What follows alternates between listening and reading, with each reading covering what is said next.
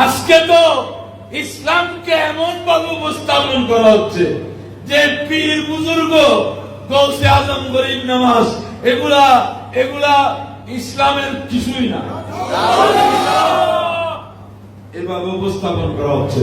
অথচ পুরা দুনিয়ার সঠিক ইতিহাস হলো সারা বিশ্বে ঈমান ইসলামের মশাল জ্বালিয়েছেন আউলিয়ায়ে কেরাম, গৌসে আজম, গরিব নওয়াজ, এই আউলিয়াল্লাহ ইসলাম প্রচার করেছে।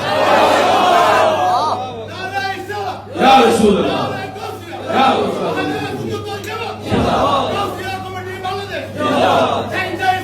জিন্দাবাদ। হাজার হাজার ওলি আল্লাহরা আল্লাহর বান্দাকে আল্লাহর পথে এনেছেন। মানুষকে আরেকটা ধর্ম থেকে আরেকটা ধর্মে আনা, এটা কিন্তু সবচেয়ে কঠিন। আজকে আপনি কয়জনকে ধর্ম পরিবর্তন করে আসতে দেখতেছেন? কয়জনের খবর পাচ্ছেন? কেন?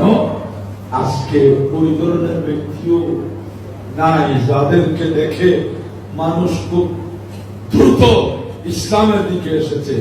ওরা এই মোল্লা মৌলবীনা গৌসে আজমকে দেখছে, আল্লাহকেও বুঝছে, রসুলকেও বুঝছে, কোরআনও বুঝেছে, হাদিসও বুঝেছে, সব বুঝেছে, আল্লাহর তাওহীদ রিসালাত কবুল করে ফেলছে, মুসলমান হয়ে গেছে। মুনাজারা করে নাই। হাজার হাজার বছর ধরে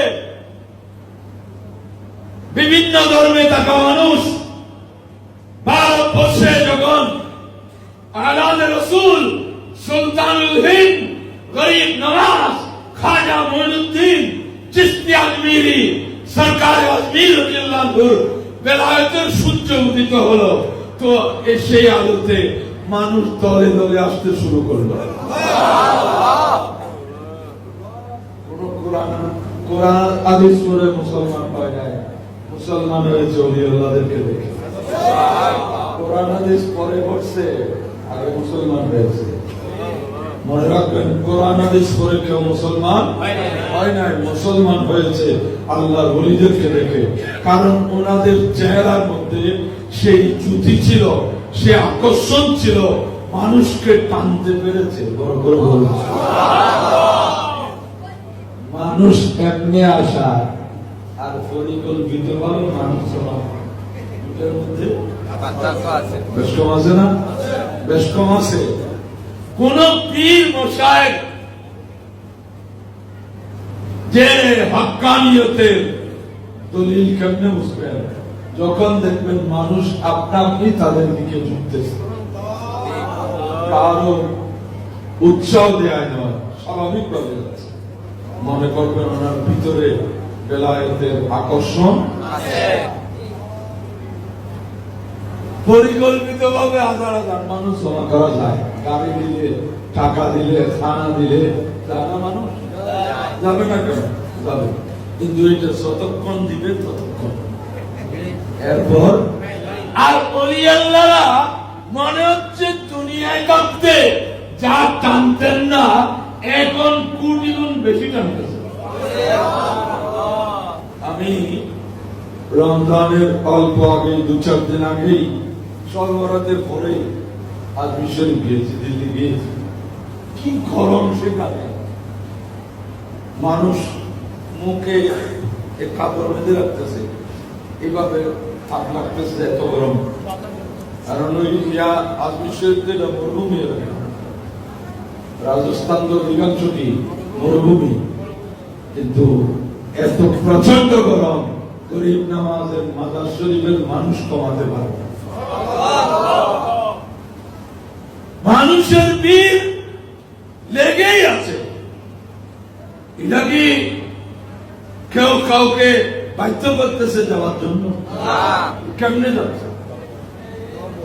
গরিব নওয়াজ কাজ জন্য টাকা বাড়িয়েছে, বাড়া। এক দেশ থেকে আরেক দেশে যাওয়া, প্লেনে গেলেও ঝামেলা কম না। এই কত ইমিগ্রেশন পার করতে হয়। এখানে যেহেতু ভিন্ন রাষ্ট্র, কোথায় যাবেন, খারগরে থাকবেন, হোটেলের নাম কি, হাজার প্রশ্নের উত্তর দিতে হয়। এত কিছু করেও মানুষ কেন যাচ্ছে? বোঝা যায় সেখানে কিছু অবশ্যই আছে। এত ফতোয়া কিন্তু আজমির শরীফের ওরসের মানুষ তো কমতেছে না। শুনলে ব্যাকল না হলে ফতোয়া বন্ধ করো। আগত থাকলে বলে ফতোয়ায় যখন কাজ হচ্ছে না বন্ধ করে দেখি কাজ হয় কিনা। বন্ধ করলে হয়তো একটু ঢিলে হইলে হতো। যত ফতোয়া দিচ্ছে তত বাড়তেছে, যত ফতোয়া দিচ্ছে তত বলে কি জন্য বাধা দিচ্ছে কি দেখে আসে। দেখলেই তো বোঝা যাচ্ছে গরিব নামাজ কি ছিলেন। আল্লাহু আকবার, আল্লাহু আকবার। ওনার জিন্দা অবস্থায় কি ছিল, ওনার মাজার শরীফে ঢুকলে আমার মনে হয় কোন মানুষের কলম আর কঠিন থাকে না। কলমকে নরম করতে পারা, হৃদয়ে ধরে টানতে পারা, এটাই হচ্ছে বেলায়েত।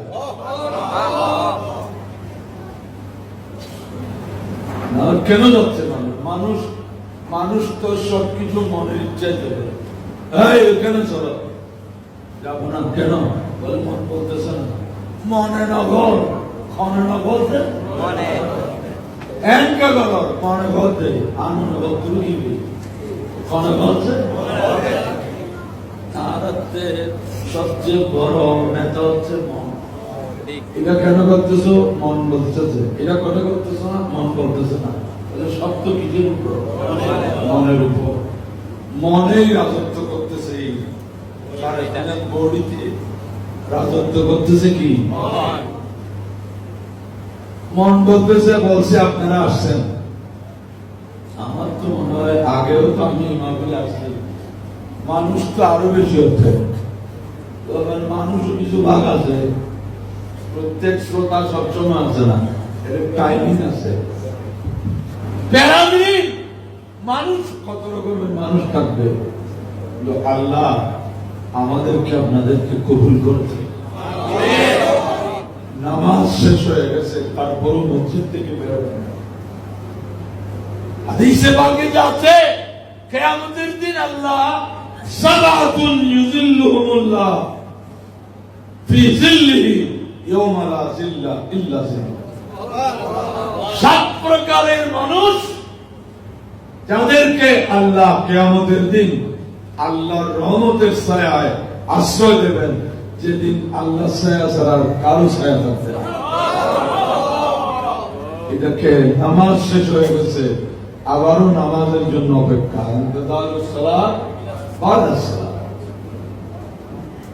কেমন লাইক করবেন? তো প্যারাদিন ইসলামটাকে পুরো দুনিয়ায় বিস্তৃত করেছেন। আপনি যেই কোনো ভিন্ন দেশে, মুসলিম কান্ট্রি নয়, যেখানে সেখানে মুসলমানের অস্তিত্ব, ইতিহাস যখন কাটবেন দেখবেন কোন না কোন সময় সেখানে আল্লাহর কোন ওলি এসেছে।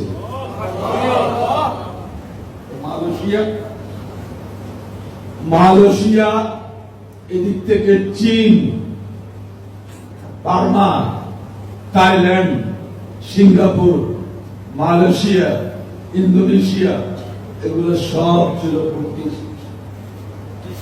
বুদ্ধ ধর্মের। এদের চেহারা শুরু তো সবাই একই রকম। আমাদের যে পাহাড়ি মানুষগুলো চাকমা, এদের চেহারা ওদের চেহারা আছে। ওই সাইডটা পুরাটা ছিল বৌদ্ধ, কিন্তু আজকে মালয়েশিয়া, ইন্দোনেশিয়া হচ্ছে একেবারে সংখ্যাগরিষ্ঠতার দিকে ফার্স্ট মুসলিম রাষ্ট্রের মধ্যে। এগুলার ইতিহাস কি? ইতিহাস গোড়া গিয়ে দেখবেন কোন আল্লাহর ওলি গিয়েছে। আমি ইন্দোনেশিয়া যাই নাই, মালয়েশিয়ায় দেখলাম হযরতে সৈয়দ ইসমাইল কাদেরী বাগদাদি রাহমাতুল্লাহ আলাইহি, উনি যেই নৌকায় করে এসেছিলেন এই দ্বীপাঞ্চলে, সেই নৌকাটাও এখন আছে। 740 হিজরিতে ওনার ইন্তেকাল। দেখেন সেই বাগদাদ শরীফে সেই মহান, কেউ বলছেন উনিও গৌসে পাকের আওলাদ। ওনার মাজার শরীফ কিন্তু সমুদ্রে, কুল থেকে 15-20 মিনিট লাগবে যেতে। সমুদ্রের মধ্যে বিশাল গাছগাছারা বেষ্টিত একটা অঞ্চল দেখা যায়, ওখানে ওনার মাজার শরীফ। মালয়েশিয়াতে উনি ইসলাম প্রচার করেছেন। এইভাবে বিশ্বব্যাপী মুসলমানের অস্তিত্বের পিছনে আপনি খুঁজলে পাবেন কোন না কোন আল্লাহর ওলি। বড় করে বলুন সুবহানাল্লাহ। আবার আল্লাহর ওলি যারা ছিলেন ওরা শুধু ওলি হয়েছেন পরে, আগে আলেম ছিলেন। আগে কি ছিলেন? আলেম ছিলেন। কোরআন বলছে যে হযরত সুলাইমান আলাইহিস সালামের দরবারে যিনি বিলকিসের বিশাল সিংহাসন চুকের ফলক মারার আগে এনে দিয়েছিলেন, ওয়াকাল আল্লাযী ইনদাহু ইলমুম মিনাল কিতাব।